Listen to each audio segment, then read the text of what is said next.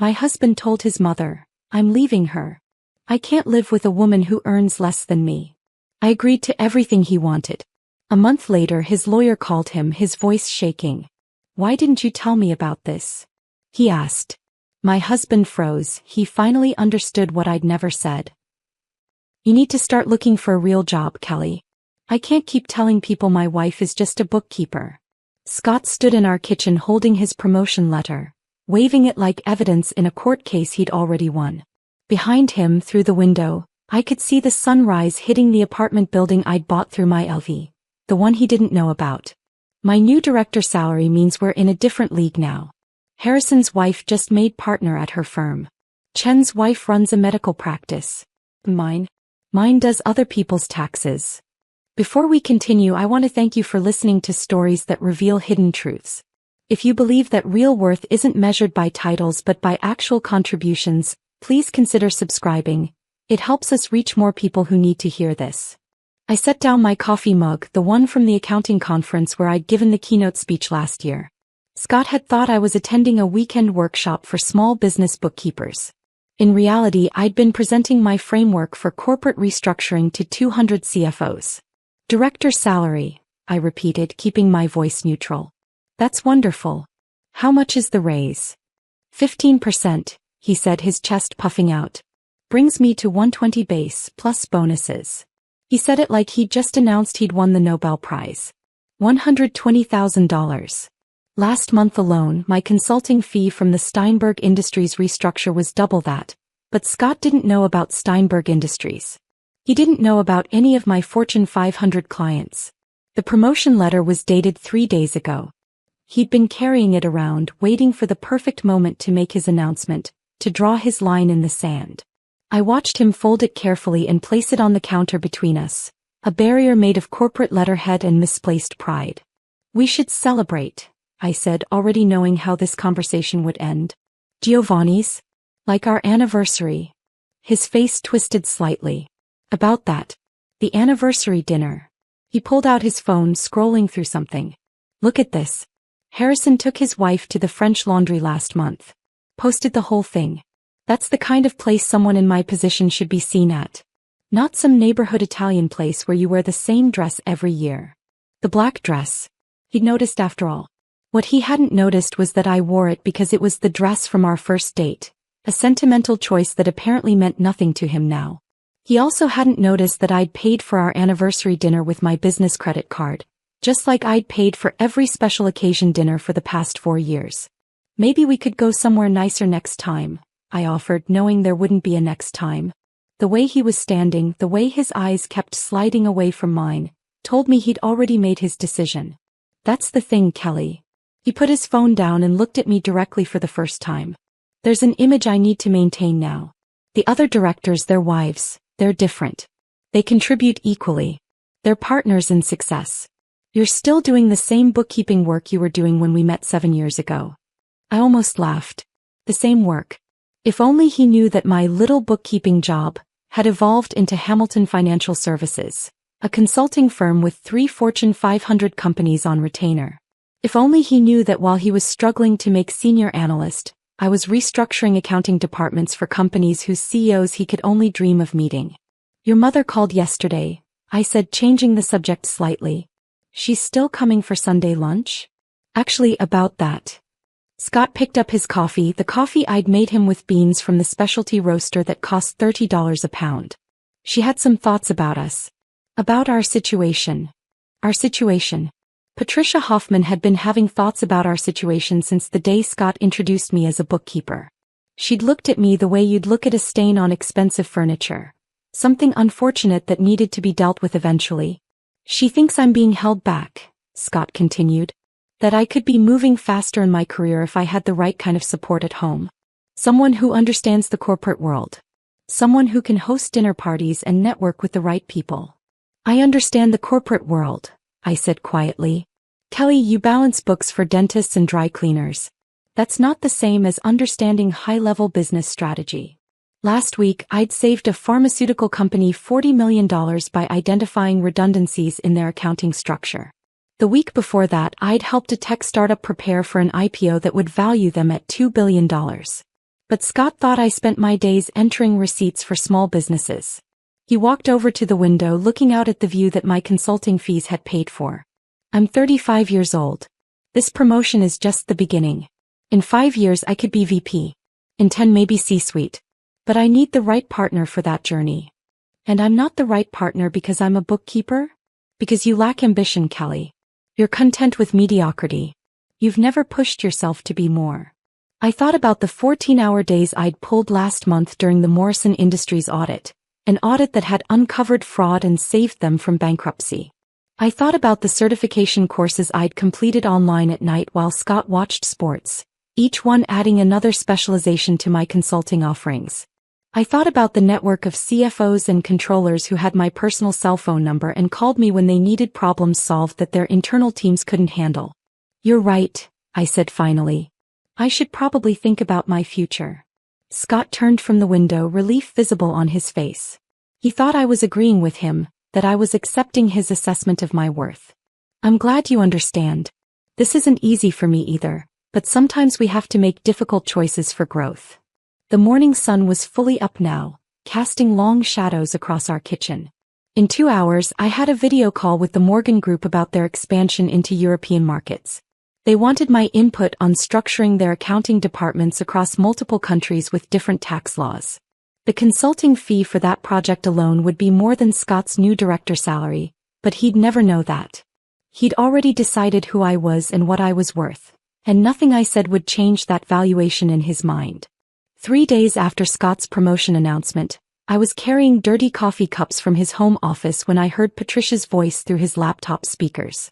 He'd left his video call running while grabbing documents from the printer, assuming I wouldn't pay attention to his mother's weekly check-in. The Thursday morning calls had become routine.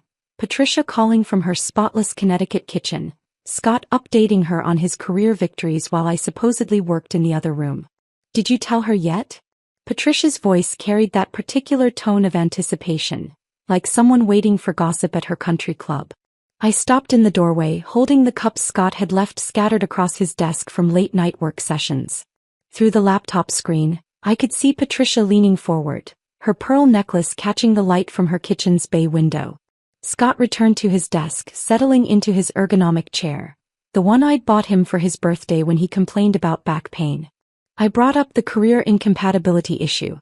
Laid the groundwork. Groundwork. Patricia's laugh was sharp. Scott, darling, you're a director now. You can't keep dragging dead weight.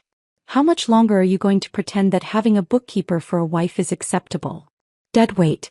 The phrase hung in the air while I stood frozen, gripping Scott's World's Best Husband mug, the one I'd given him our 3rd anniversary when I still believed the words. I know, Mom. I'm handling it. Scott ran his fingers through his hair, a gesture I recognized from 7 years of watching him struggle with difficult decisions. Harrison Blackwood comes highly recommended. Met with him last week. The lawyer from the billboards? Good choice. Aggressive representation for high earners, right? Exactly. He says with the income disparity, I'm in a strong position. Kelly makes maybe $40,000 a year doing those little bookkeeping jobs. My new salary puts me at 3 times that. The documentation is clear. I watched my knuckles turn white around the ceramic handle. 40,000. That's what he thought Hamilton Financial Services brought in. Last month alone, I'd billed 90,000 to the Morrison Group for restructuring their European operations.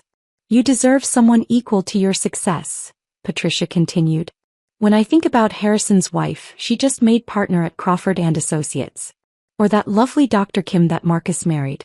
These are women who contribute equally, who understand ambition. That's exactly my point, Scott agreed, his voice taking on that performative quality he used in office presentations. I can't show up to corporate events with someone who doesn't understand basic business strategy. Last week's dinner with the executives? Kelly spent 20 minutes talking to the CFO's wife about recipe organization. Recipe organization, Mom. I remembered that conversation differently. Margaret Chin, the CFO's wife, had been discussing her daughter's startup, a meal planning app that needed back-end financial structuring. I'd given her my card, the one for Hamilton Financial Services. She'd called yesterday to set up a consultation. When are you filing? Patricia's question was matter-of-fact, like asking about dinner plans. Soon. I need to organize the assets first. Document everything clearly. The apartment, the investment accounts, the savings. I've been the primary contributor to all of it. Well, of course you have. What has she contributed? Basic bookkeeping while you built a real career. The irony is she thinks she's helping by managing our finances, Scott laughed. She has no idea I've been tracking everything separately. Building my case. I backed away from the door silently, still carrying the cups, my mind processing what I'd just heard like analyzing a balance sheet for irregularities. They'd been planning this. While I was working 16-hour days to finish the Steinberg audit, Scott and his mother had been strategizing my disposal. Later that afternoon while Scott was at his office, the one where he was supposedly a director, I found myself searching for something in our bedroom closet. His gym bag had been shoved behind winter coats, which was odd since he claimed to work out every Tuesday and Thursday. Underneath it, wrapped in a plastic folder from OfficeMax, were printed pages from law firm websites. Blackwood and Associates featured prominently, with certain phrases highlighted in yellow. Protecting high earners, maximizing asset retention, strategic documentation of financial disparity. Behind the printouts was a handwritten list in Scott's neat printing. 2 columns, his and hers. Under his column, the apartment listed at $800,000. The investment portfolio at $200,000. The BMW. The savings account. Under my column, 2008 Honda Civic valued at $4,000. Personal checking account, estimated at $2,000. Bookkeeping equipment. My laptop. $500. He'd been inventorying our life like a business liquidation, except his calculations were based on a fundamental misunderstanding. The apartment wasn't ours. It belonged to Hamilton Financial Services, the LLC I'd established 2 years before our wedding. The investment portfolio was managed under my financial advisory license. Even the BMW was leased through my company as a business vehicle. Scott's name appeared on things as an authorized user, a courtesy I'd extended that he'd mistaken for ownership. I photographed every page with my phone, then returned everything exactly as I'd found it. The gym bag went back behind the coats at the same angle. The folder maintained its slight bend from being pressed against the wall.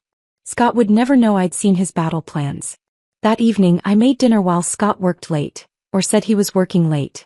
Salmon with asparagus, his favorite. He came home at 9, kissed my forehead absently and praised the meal while scrolling through his phone.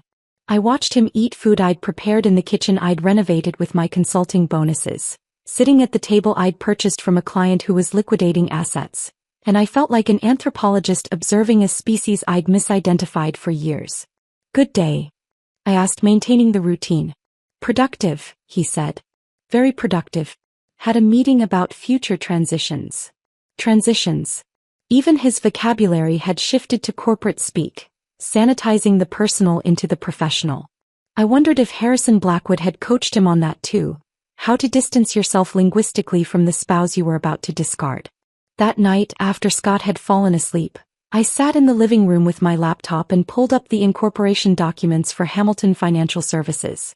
Page after page of legal structure I'd carefully built before saying I do, never imagining I'd need the protection but understanding that good bookkeepers always maintain clean records and clear boundaries. The apartment purchase agreement showing Hamilton Financial Services as the buyer. The investment account documentation, opened under my LLC's EIN number. Even our joint checking account was technically a business account with Scott listed as an authorized signer, not an owner. I'd spent 7 years letting Scott believe he was the primary breadwinner because it seemed to matter so much to his sense of self. Now I understood that silence had been interpreted as confirmation of his superiority. He'd mistaken my discretion for inability, my quiet competence for lack of ambition. The man sleeping in our bed, my bed really, had built an entire narrative around a financial fiction that was about to become very, very real for him. The next morning I woke at 5:15 a.m. and started what would become my new routine, performing the role of devoted wife while documenting the dissolution of my marriage. I cracked eggs for Scott's breakfast, whisking them exactly how he preferred with a splash of cream and white pepper, while my phone recorded from its position against the coffee maker. The video captured his entrance at 7:45, the way he grabbed his coffee without acknowledgement, scrolling through emails on his phone. Big presentation today? I asked, maintaining the conversational rhythm we'd established over 7 years. He responded, not looking up. The cologne hit me then. Something new, expensive, with notes of bergamot and cedar. Tom Ford maybe. Definitely not the Calvin Klein I'd bought him for Christmas. You smell nice. New cologne. His eyes flicked up briefly, a tell I recognized from years of watching him navigate minor deceptions. Harrison recommended it. Said professional image includes all the details. Harrison. Already influencing his grooming choices. I made a mental note while flipping his eggs. The October credit card statement would be interesting. Client dinner tonight, Scott announced, standing to leave. Don't wait up. I checked his synchronized calendar on my phone after he left.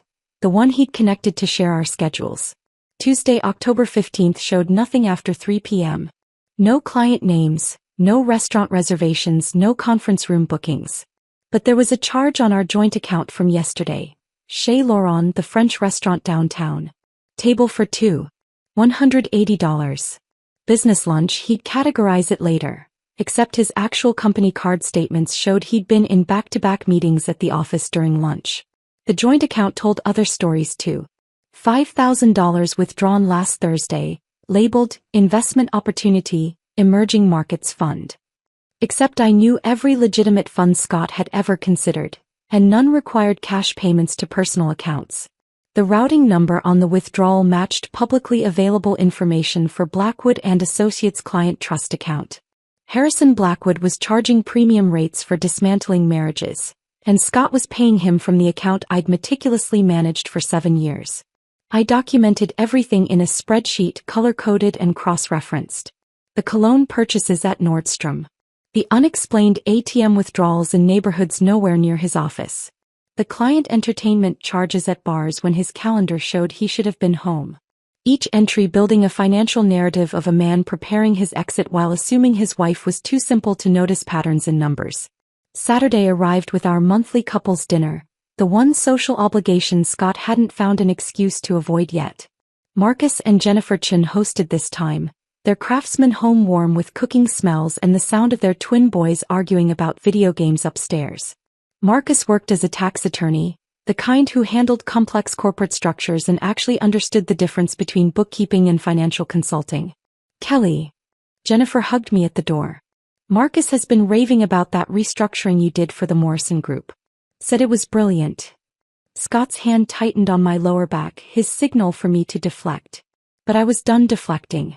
It was an interesting challenge, I said loud enough for others to hear. $40 million in tax savings through proper structural reorganization. $40 million? David Kim whistled from the living room. That's serious money. Kelly loves her numbers, Scott interjected quickly, steering me inside. Always exaggerating the importance of decimal places. Marcus looked between us, his lawyer instincts clearly activated. Decimal places don't add up to $40 million, Scott. That's strategic financial architecture. The evening progressed with Scott performing damage control, casually mentioning his promotion every 10 minutes while lamenting about carrying the financial burden of our household. When Jennifer asked about vacation plans, he laughed bitterly. Vacation? On one salary? Maybe if I didn't have to cover everything myself. But Kelly's consulting, Marcus started. Her little bookkeeping projects barely cover her car payment, Scott interrupted, taking another sip of wine. His third glass. I'm essentially a single-income household. Marcus's eyebrows climbed toward his hairline. He knew exactly what Hamilton Financial Services billed because his firm had referred 2 clients to me last year. But he said nothing, just filed the information away with the precision of someone who understood that sometimes silence gathered more evidence than confrontation.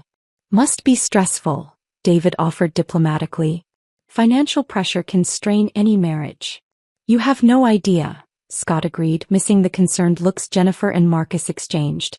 That night, after Scott had fallen asleep, wine always knocked him out by 10 p.m., I sat in our bathroom with my phone and called Sarah in California. My sister answered on the second ring despite the time difference. Kelly? It's nearly midnight there. What's wrong? I need legal advice. Oh honey, what did Scott do? The question made me laugh, bitter and short. It's more about what he's planning to do. And what I've already done. I explained everything. The overheard conversation with Patricia, the lawyer fees, the asset documentation based on false assumptions. Then I told her about Hamilton Financial Services, about the LLC structure, about ownership documents that preceded our marriage by 2 years. Sarah whistled low. You set up asset protection before marriage? That's actually brilliant. I wasn't planning for divorce. I was planning for business liability protection. Doesn't matter why you did it. What matters is legal structure. Is his name on any actual ownership documents? Not authorized user, not signatory, actual ownership. No. I've been careful about that. Then he has no claim. Zero. The apartment, the investments. If they're held by your LLC and that predates marriage, he can document income disparity all he wants. Won't matter.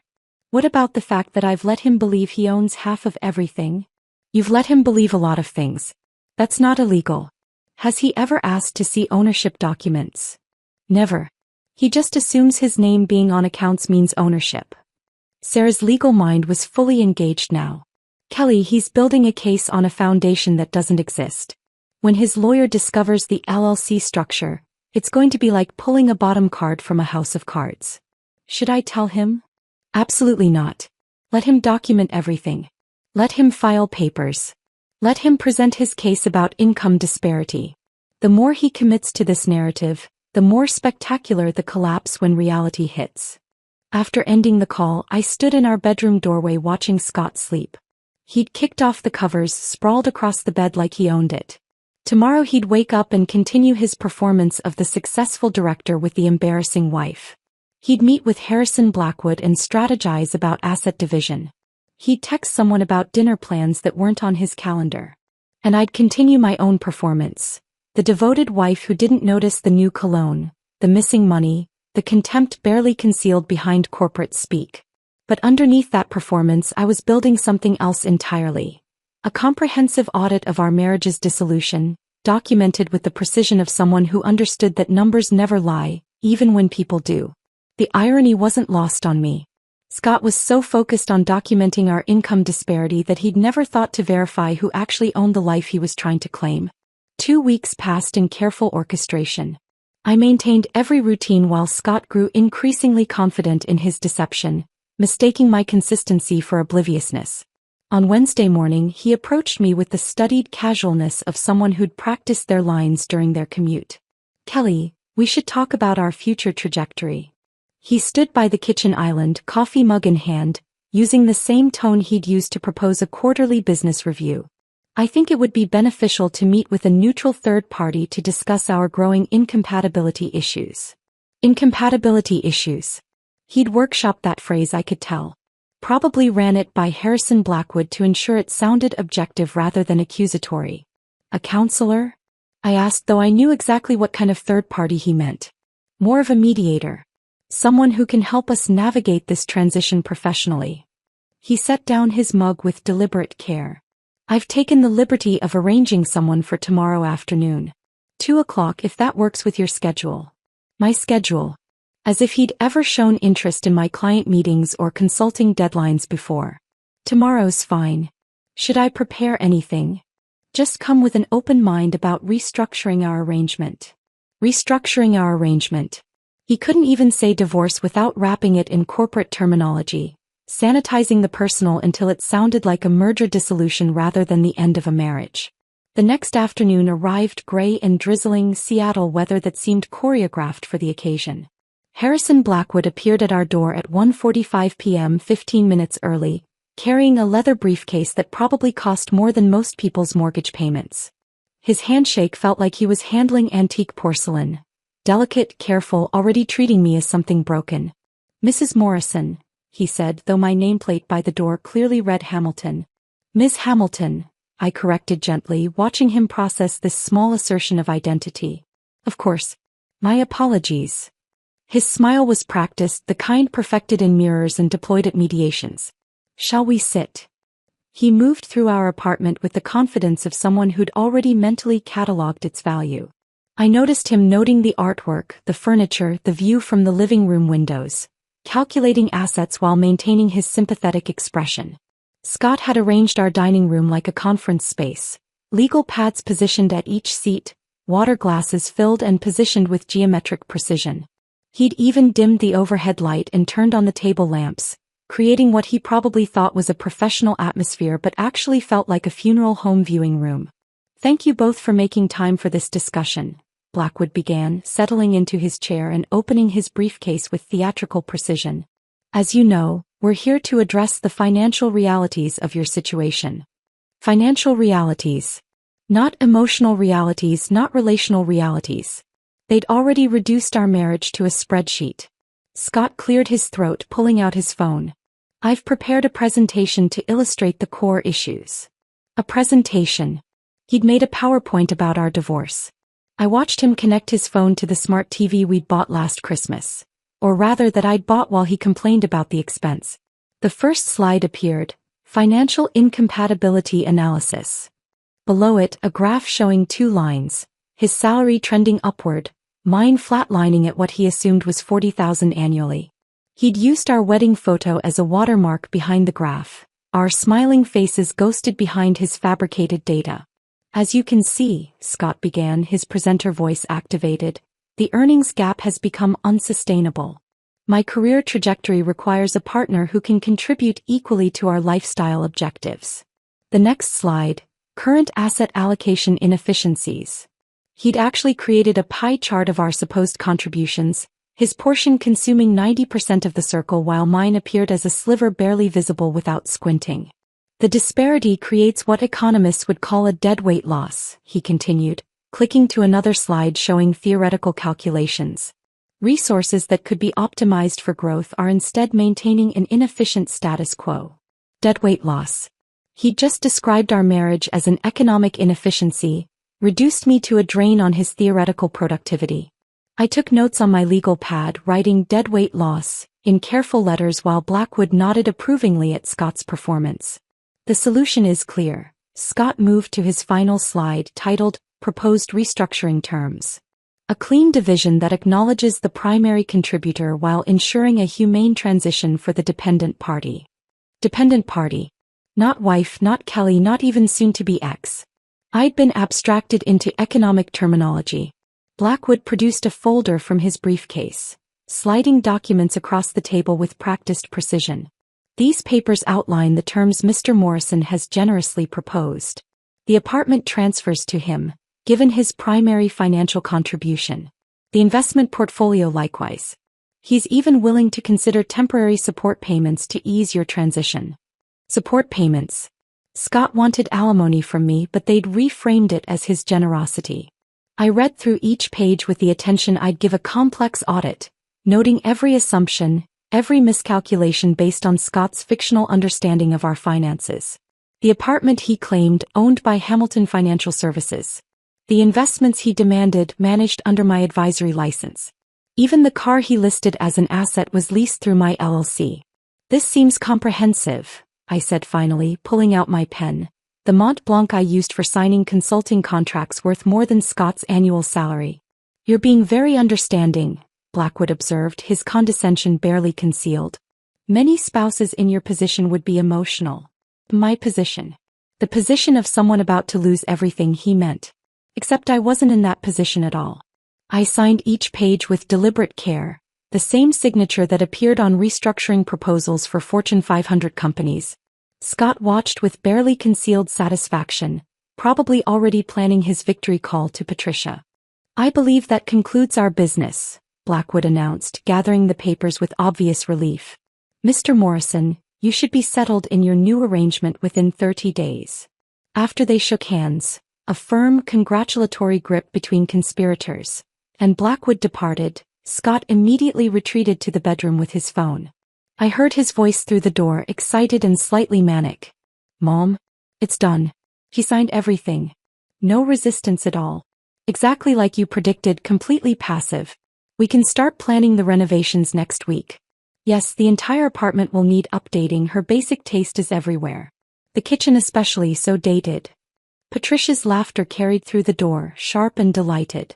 They were already erasing me from the space, planning to paint over my presence like I was an unfortunate color choice. I stood in the hallway listening to them celebrate my supposed defeat, holding the copies Blackwood had left for my records. Predictably passive, they'd said. Basic taste. Dated choices.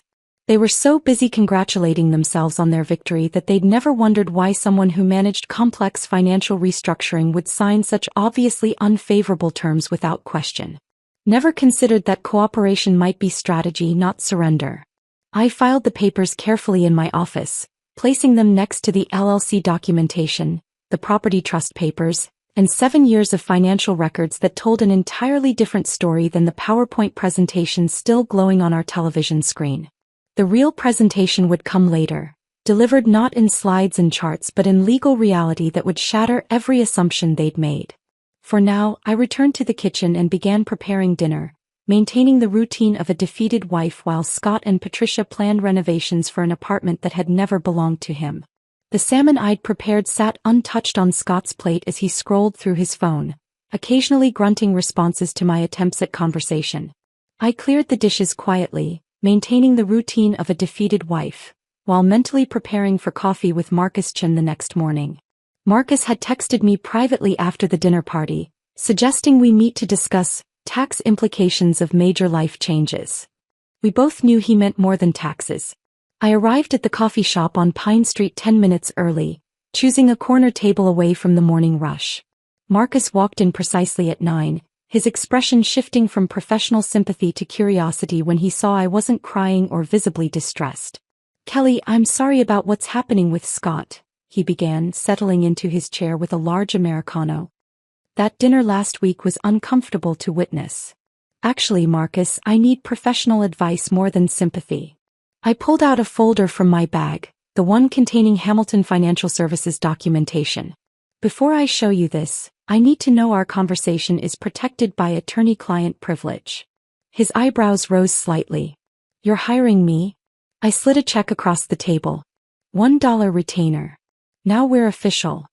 Marcus accepted the check with a growing smile, then opened the folder. I watched his expression transform as he read through the LLC formation documents, the property trust papers, the investment management structures. His coffee sat forgotten as he flipped through 7 years of meticulous documentation. "Kelly, this is..." He paused, reviewing the apartment ownership papers again. "Hamilton Financial Services owns everything. The apartment, the investment portfolio, even the car lease runs through your company. Established 2 years before I married Scott," I confirmed. "Every major asset is protected under the LLC structure." Marcus leaned back in his chair, a low whistle escaping his lips. "And Scott doesn't know?" "He's never asked. Just assumed that having his name on bank accounts meant ownership. He signs whatever I put in front of him without reading." "This is a golden parachute," Marcus said, still studying the documents. "No, it's better than that. This is a fortress disguised as a starter home. When Blackwood discovers this structure, he's going to have a meltdown. Does Scott really think he owns the apartment? He's already planning renovations with his mother." Marcus actually laughed, then caught himself. "Sorry, that's not professional. But Kelly, you realize he has absolutely no claim to any of this? The divorce papers he had you sign are essentially fantasy documents based on assets that don't exist in the legal structure he assumes." My phone buzzed with a text from Sarah. "Boarding now. See you tonight. Brought my war paint." My sister's way of saying she'd packed her legal files and was ready for battle. I showed Marcus the text. "Sarah's flying in from California. She's a contract lawyer, wants to help me organize everything." "Good. You'll need documentation for when this implodes." Marcus handed back the folder. "Can I give you some unofficial advice? Let Scott keep digging this hole. The deeper he goes with his assumptions, the more spectacular the revelation will be." That evening, Sarah arrived looking every inch the California lawyer in her designer suit and perfect makeup, though her eyes showed the concern of a younger sister. She hugged me fiercely at the airport, whispering, "We're going to destroy him," into my ear before pulling back with a professional smile. Back at the apartment, while Scott attended another mysterious client dinner, Sarah and I spread 7 years of financial records across the dining table where Blackwood had presented his fantasy division of assets just yesterday. Sarah had brought her laptop and a portable scanner, determined to digitize everything. "Start from the beginning," she instructed, pulling up a spreadsheet. "Every deposit, Every client payment, everything. We worked through the night, fueled by coffee and righteous anger. The numbers told a story Scott had never bothered to read. My consulting income from last year alone totaled $347,000. Scott's W-2 showed $98,000, not the $120,000 he claimed. The bonuses he bragged about were fiction. Wait, Sarah paused at her laptop screen around 2 a.m. I'm looking at Scott's LinkedIn profile. It says he's Senior Director of Strategic Initiatives. I laughed, exhausted and bitter. He's a mid-level analyst. I have his actual W-2s right here. Sarah turned her laptop toward me. Scott's profile showed a carefully curated fiction of professional success. Senior Director since 2019. Team of 12 direct reports. Key player in multimillion-dollar acquisitions. Even his education was inflated, listing executive programs he'd attended as degrees he'd earned. This is fraud, Sarah said flatly. If his company knew he was misrepresenting his position publicly, he'd be terminated immediately. He believes it, I said, studying his profile photo, that confident smile aimed at a future that didn't exist. He's told the lie so often it's become his truth. Sarah made notes in her legal pad. This explains his desperation to leave you. You're the only witness to his actual reality. Without you, he can fully inhabit this fictional success story. The next morning, while Scott showered, I met with Thomas Brennan, a private investigator Marcus had recommended. Thomas was unremarkable in every way, which he explained was his greatest asset. We met at a diner near the waterfront, away from anywhere Scott might appear. I don't need surveillance, I explained. Just employment verification. Basic background check on his actual position and standing at his company. Thomas nodded, sliding a contract across the table. Standard employment verification runs about 3 days. I'll need his full name, social security number, and employer information. I provided everything, including Scott's inflated LinkedIn profile for comparison. Thomas glanced at it and smirked. Senior Director? At his age. That's ambitious. 3 days later, Thomas called with results that exceeded my worst assumptions. Your husband is on a performance improvement plan, he said without preamble. Has been for 6 months. He's one missed deadline away from termination. His manager described him as struggling to meet basic analyst responsibilities in the documentation I accessed. He told his mother he was being groomed for partner, I said, feeling a strange mix of vindication and pity. He's being groomed for unemployment. My sources indicate they're already interviewing for his replacement. They're just waiting for end of quarter to avoid severance complications. I sat in my home office, staring at Thomas's report. Scott wasn't just lying about our financial dynamic.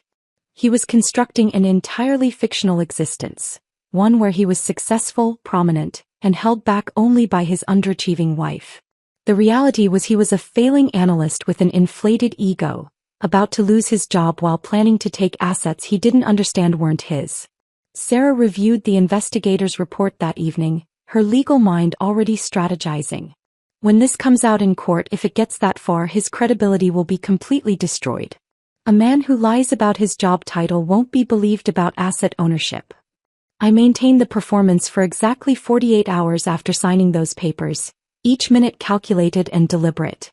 Tuesday morning, I woke at my usual time and started Scott's coffee with the same precision I'd applied for 7 years. Medium roast, 1 sugar, splash of oat milk. I ironed his blue shirt, the one he thought made him look executive level, pressing crisp lines into sleeves that would soon have nowhere important to go. When he grabbed his travel mug without acknowledgement, rushing out to his supposedly critical morning meeting, I simply smiled and reminded him about the dry cleaning. Wednesday followed the same pattern. I prepared his breakfast, asked about his projects, listened to him inflate minor tasks into major accomplishments. He talked about strategic initiatives while I nodded, knowing from Thomas's report that his actual assignment involved updating spreadsheets and sitting in meetings where no one asked his opinion. I played the devoted wife so perfectly that Scott grew careless, leaving his laptop open, his phone unlocked, treating me like furniture that happened to cook and clean. Sarah had returned to California but remained on standby, texting me updates as she researched precedents for asset protection in divorce cases. Marcus checked in daily, Each message a reminder that I had allies who understood the magnitude of what was coming. The 48 hours weren't just routine.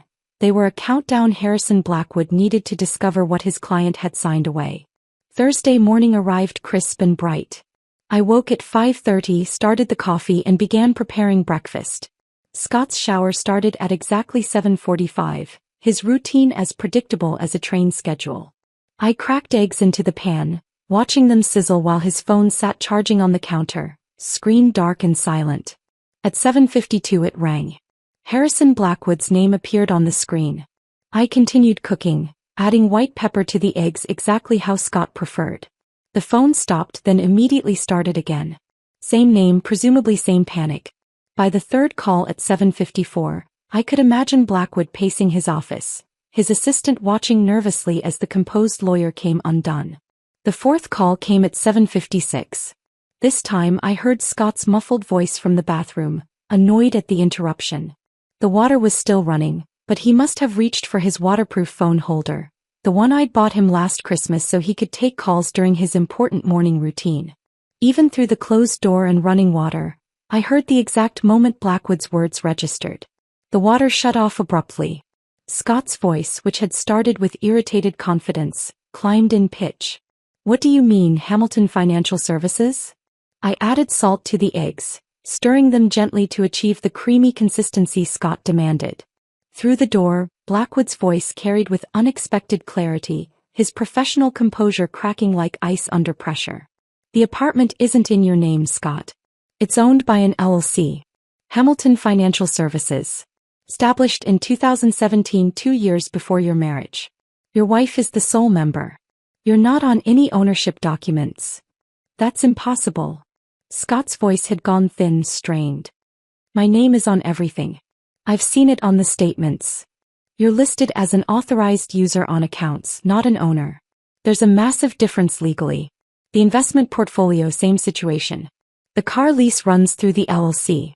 Scott, you don't own any of the assets you listed." "Nothing." I plated the eggs alongside wheat toast, cut diagonally the way Scott preferred. The coffee was ready, steaming in his favorite mug. Not the world's best husband, one that sat prominently in the dishwasher, visible from every angle of the kitchen. "She tricked me." Scott's voice cracked like an adolescent's.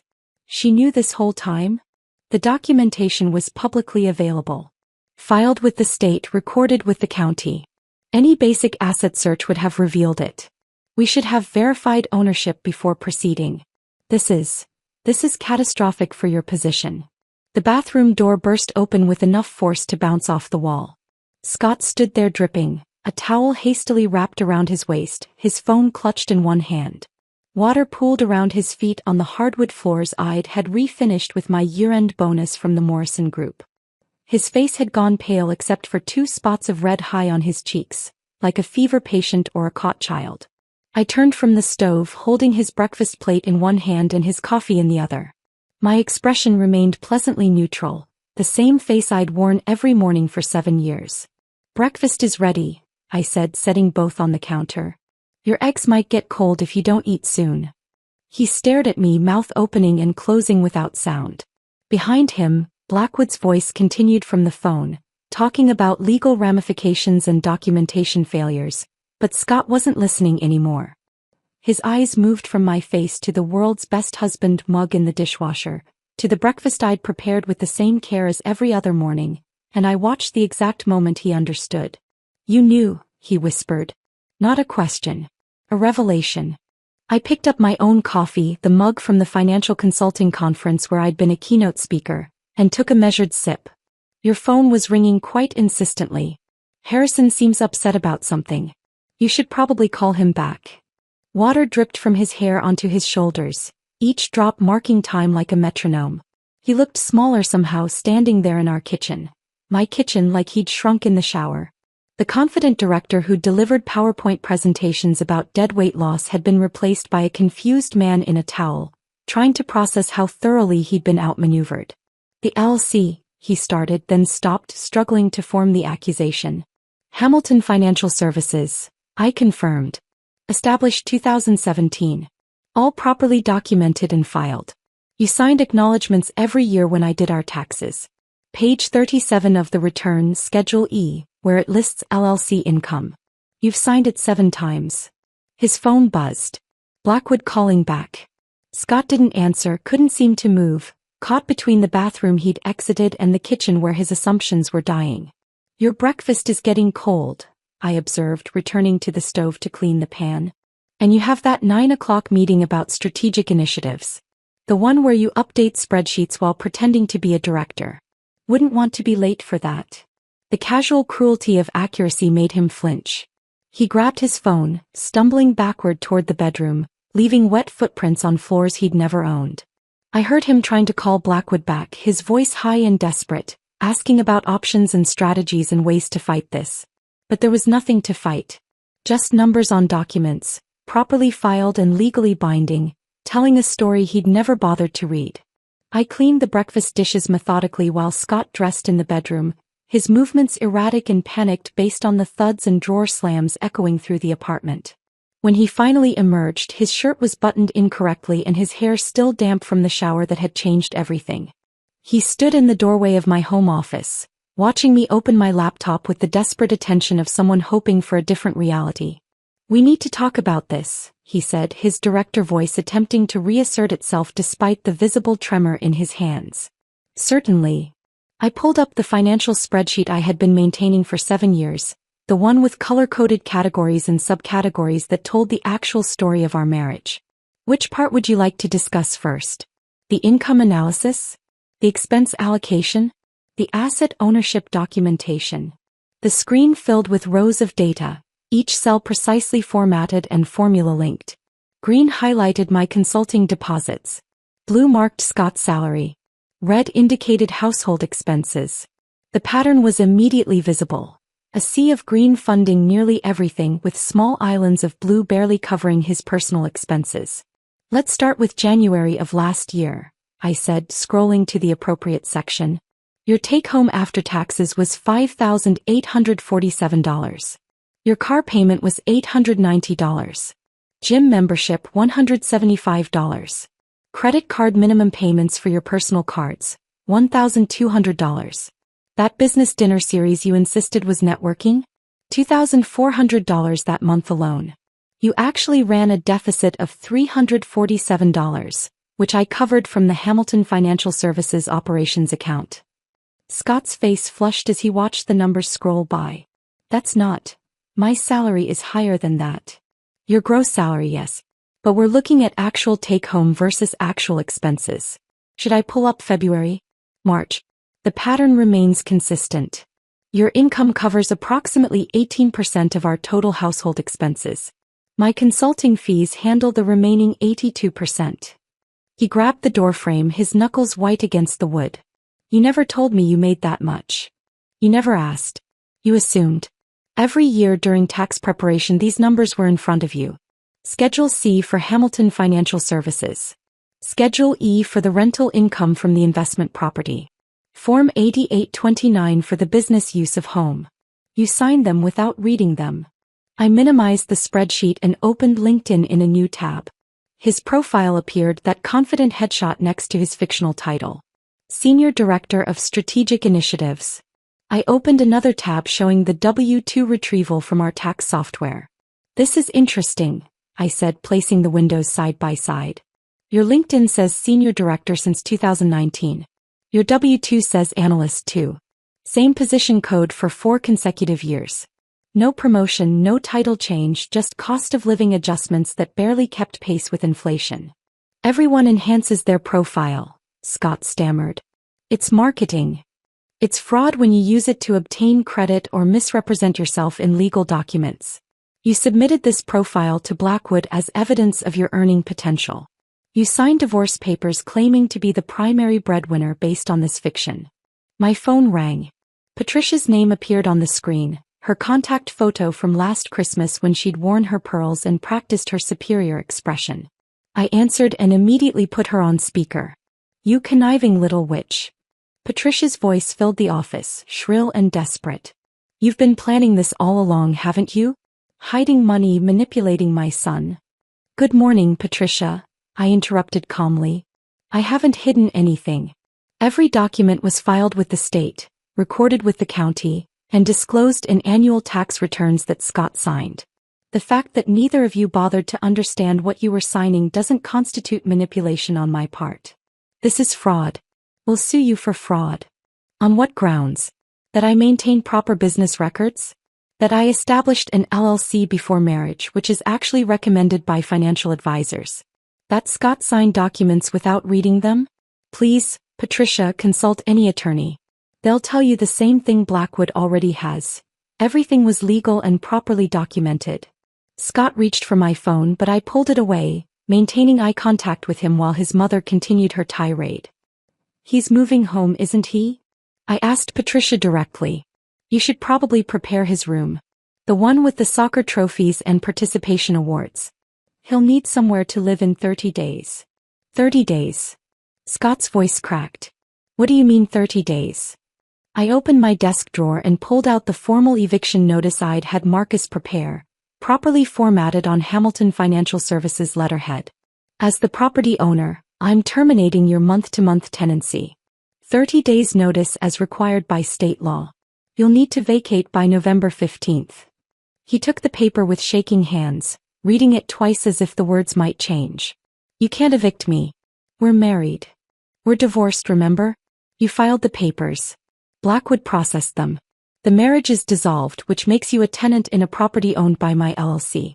A tenant without a lease, without any claim to ownership, and now without permission to remain. Patricia's voice had gone quiet on the speaker, reduced to angry breathing and muffled sobs. The woman who had called me dead weight was processing the reality that her successful son was about to become her unemployed roommate. How will I explain this? Scott asked, the question directed at neither of us and both of us simultaneously. Everyone thinks I won the divorce. That I got everything. That's a branding problem, I suggested. Maybe update your LinkedIn profile? Though I'd recommend being more accurate this time. Unemployed analyst seeking housing has a certain honest ring to it. You're enjoying this, he accused, his voice bitter and small. I considered that for a moment, looking at the man who had called me pathetic, who had plotted my disposal with his mother over wine, who had presented PowerPoint slides about my inadequacy. I'm not enjoying it, I said truthfully. I'm simply concluding it. You wanted a divorce based on financial incompatibility. You got one. The incompatibility just wasn't in the direction you assumed. Patricia had found her voice again. We'll fight this. We'll find a way. Patricia, I interrupted, my tone professional and final. Scott has two priorities right now. First, finding a new place to live before his eviction takes effect. Second, updating his resume with accurate information before his termination becomes final. Oh, didn't he mention that? He's been on performance improvement for 6 months. His company is already interviewing replacements. The silence that followed was complete. Patricia's breathing stopped. Scott's hand holding the eviction notice went still. For a moment, the only sound was the morning traffic outside my window and the quiet hum of my laptop displaying 7 years of meticulous documentation. The beautiful thing about numbers, I said, closing my laptop with deliberate finality, is that they never lie. People lie. Profiles lie. Presentations lie. But numbers? Numbers tell the truth if you bother to read them. Scott left my office clutching the eviction notice, Patricia still breathing heavily through the phone speaker before I finally disconnected the call. Within 4 hours he had contacted the first of what would become 3 different law firms, each consultation more desperate than the last. I learned about his legal tour through Marcus, who encountered him at a professional networking event 2 weeks later, where Scott cornered him near the appetizer table. He actually grabbed my arm, Marcus told me over lunch the following day, shaking his head with professional embarrassment. Started demanding I explain how his wife could own property without him knowing. I had to remind him you weren't his wife anymore, per his own filing. Then I told him what every other attorney already had, that signatures on documents constitute legal acknowledgement, whether you read them or not. The second attorney Scott consulted was Amanda Crawford from Crawford and Associates, the same firm where Harrison's wife had just made partner. Amanda later mentioned to me at a financial conference that Scott had arrived with a binder of printed emails and text messages, trying to prove I had deceived him through malicious competence. which she said wasn't actually a legal concept. The third attorney, someone Patricia found through her country club connections, simply refused to take the case after reviewing the documentation. Meanwhile, I began the process of reclaiming my space. The morning after Scott moved his clothes to Patricia's house, a process that involved him making 7 trips with garbage bags while neighbors watched from their windows, I stood in the center of my apartment with paint samples. The walls he had insisted remain professional gray would become warm terracotta in the living room, soft sage in the bedroom, and buttery cream in the kitchen. I hired painters who completed the transformation in 3 days, during which I worked from a coffee shop and felt my shoulders gradually drop from their permanent position near my ears. Scott's former office, where he had conducted his video calls with Patricia and plotted my financial disposal, became a yoga studio. I removed his massive desk, the filing cabinets full of fictional achievements, and the vision board where he had pinned pictures of cars he couldn't afford and houses he would never own. In their place, I installed bamboo flooring, a wall of mirrors, and a sound system for guided meditations. The first time I did morning yoga in that space, sunlight streaming through windows he had kept covered with heavy blinds, I actually laughed out loud at the transformation. Jennifer Chin called the following week, inviting me to a dinner party. "Just the real friends," she said pointedly. "The ones who knew your value before all this drama surfaced." That Saturday, I arrived at her house with a case of wine I discovered in our storage unit. Bottles Scott had been saving for what he called his freedom celebration, expensive vintages he had researched extensively and purchased with my consulting bonuses. We opened a 2015 Bordeaux that evening, toasting with crystal glasses to accurate documentation, while Marcus regaled the group with legally appropriate details about Scott's attempts to find representation. "The best part," Marcus said, swirling his wine, "is that Patricia has been telling everyone at her bridge club that Scott is staying with her temporarily while his new executive apartment is being renovated. Except Linda Patterson's daughter works in HR at Scott's former company. Former because they finally terminated him last Tuesday." Patricia nearly fainted when Linda asked her how the job search was going. I had established my new morning routine by then. Each day at 5:30 a.m., I sat at my kitchen island with coffee in a new mug Jennifer had given me as a divorce gift, white ceramic with "World's Best Accountant" in gold letters.